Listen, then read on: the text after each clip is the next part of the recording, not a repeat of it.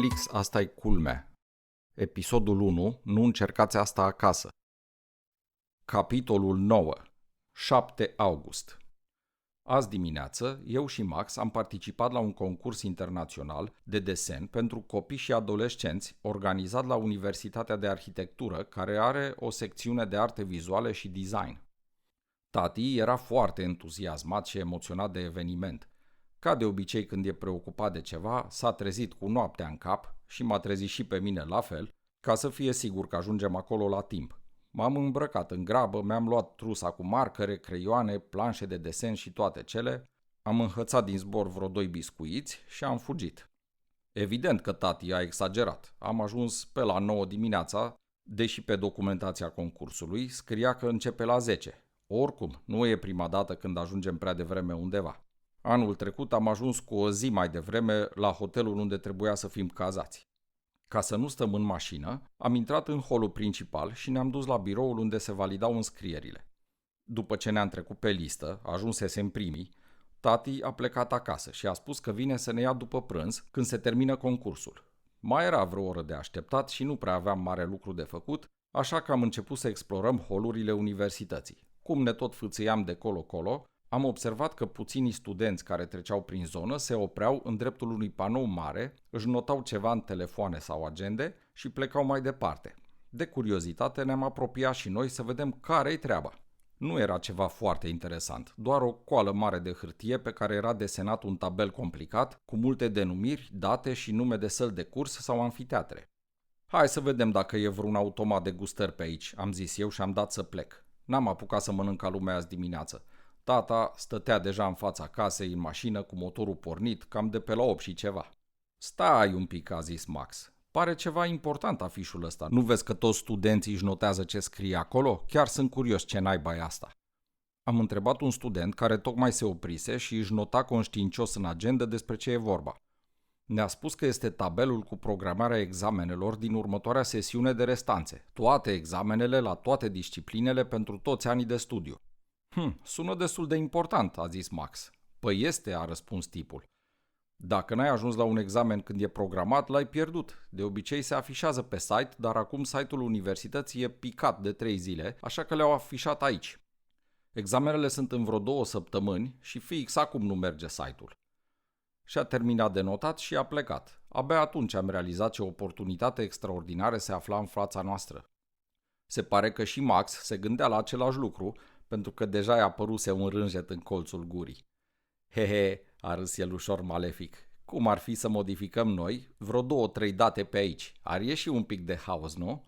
Probabil e plictiseală mare prin școala asta. Exact la asta mă gândeam și eu, i-am răspuns eu, scotocind deja de zor prin trusa de unelte de desen. Numai să găsesc niște marcare negre, albastre și roșii cum au folosit aici. Trebuie să nu se observe modificările, că altfel se prinde cineva de poantă și n-am făcut nicio șmecherie. Am găsit markerele potrivite, l-am pus pe Max să țină de 6 și m-am apucat de modificat. Dar nu aveam pastă corectoare și nu prea puteam să fac o treabă profesională. Mi-am dat seama imediat că era o oportunitate prea mare pentru a risca să stricăm totul. Cu așa ocazie bună de a face o farsă nu te întâlnești prea des în viață. Auzi, am zis eu, mai avem o jumătate de oră până începe concursul. Hai să facem o chestie ca lumea. Ai col din astea mari, da? Mă gândeam să facem un tabel nou de la 0. O, da, e perfect, așa putem să schimbăm toate examenele. Mai exact să le amestecăm între ele. Profesorii iau datele originale, iar studenții vor avea cu totul alte date, sau cel puțin o parte din studenți. Ceea ce e chiar mai bine pentru că haosul o să fie și mai mare. Studenții se vor și contrazice între ei. Hei, tu de fapt nu ești chiar așa de prost, știai? I-am tras doar un cot în coaste din mers pentru că nu aveam timp acum de intrat în detalii. Aveam de desenat un dita mai tabelul în 30 de minute. Am dezlipit rapid afișul original, am găsit un atelier gol, am pus planșa albă alături, am scos rapid toate sculele de desen și am refăcut aproape identic tabelul, dar am amestecat între ele toate datele și sălile de examen. E perfect, am concluzionat, admirându-ne opera. Arată ca originalul. Acum hai repede să-l punem la loc până nu observă cineva lipsa. Am ascuns afișul original în sala de curs după niște rafturi. Pe urmă am pus afișul aranjat de noi la avizier. După doar un minut a și apărut un grup mare de studenți care și-au copiat conștiincios datele greșite de examen. Treaba mergea perfect. Deja era ora 10, așa că am pornit spre sala unde aveam concursul de desen, plin de satisfacție a lucrului bine făcut. Ultima chestie pe care am văzut-o înainte să ieșim din holul principal a fost un grup nou de vreo 7-8 studenți, notând dezor prin agende programările noastre. Deja îmi imaginam cum vor veni la examen, vor intra în sală pregătiți de examen la materia X pentru anul 4 și se vor trezi cu subiecte pentru o cu totul altă materie de anul 5 cu care n-au nicio legătură. Evident că vor protesta și vor cere reprogramarea examenelor, dar atunci profesorii vor susține că examenul este valid pentru că o grămadă de studenți, cei care au apucat să copieze datele corecte înainte să le modificăm noi, s-au prezentat la examen așa cum scrie la carte, doar nu o să anuleze examenul din cauza unor căscați. Auzi? I-am șoptit lui Max. Tocmai mi-am dat seama că ar mai fi un detaliu ca toată treaba să fie perfectă. După examen, ar trebui să ne întoarcem și să schimbăm la loc afișul cu cel original. Când o să înceapă să protesteze primii ghinioniști, cineva va merge să verifice tabelul de la avizier și atunci ar fi mai bine să fie cel original, îți dai seama de ce. Corect, cum am zis și mai devreme, chiar am impresia că încep să-ți folosești capul ăla. Nu l-am mai băgat în seamă pentru că eram prea încântat de opera noastră. Am terminat amândoi desenele pentru concurs destul de rapid. Recunosc că le-am cam dat rasol, dar nu poți să creezi 2 capodopere într-o singură zi. Eu mă cam plictisesc, i-am zis lui Max. Hai să schimbăm afișul la loc cu cel original și să mergem. Mai lasă-l, frate, un pic să se adune cât mai mulți studenți cu date greșite. Mai e vreo jumătate de oră din concurs. Hai să ne mai plimbăm pe aici să vedem ce au desenat oamenii ăștia. Era o idee bună. Ne-am plimbat puțin pe la celelalte planșete să vedem ce a făcut concurența. Una din lucrări era interesantă. Desenul era numai din creion negru și arăta destul de bine. Ce ni s-a părut și mai interesant a fost că fata care îl desenase a scos un tub de spray fixativ pentru păr și a aplicat câteva straturi pe desen. Ne-a explicat că grafitul se poate întinde pe hârtie foarte ușor și desenul se îmbâxește, așa că trebuie protejat cu o peliculă de fixativ care se întărește în câteva minute. Asta mi-a dat o idee.